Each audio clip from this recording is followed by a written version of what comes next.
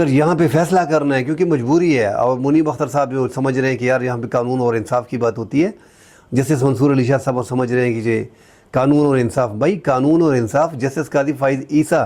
جب تک اس پہ ایلیگیشن تھے وہ اپنے لیے قانون مانگ رہا تھا، اب آنے کے بعد یہ تو پورا سرکار کا کس کس طریقے سے لیٹا ہوا آدمی ہے، کیا کیا کر رہا ہے، سارے پاکستان کو پتہ چل گیا ہے، مگر اس نے یہ نہیں دیکھنا، اس کو ایک ٹارگٹ دیا گیا، وہ ٹارگٹ وہ اچیو کرے گا کسی بھی طور پہ، اور حکومت کا ٹارگٹ ایک ہی ہے، ورنہ یہ اگر ٹارگٹ اچیو نہیں کرتے تو سارے گھر جائیں گے،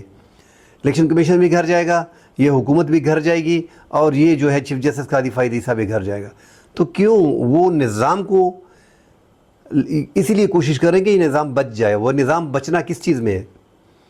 اگر یہ آئینی ترامیم نہیں لے کے آتے تو یہ حکومت بھی جائے گی، قاضی بھی جائے گا، الیکشن کمیشن بھی جائے گا، اس لیے کوشش ہو رہی ہے، اور یہ بھی 10 دن میں دیکھ لیں گے۔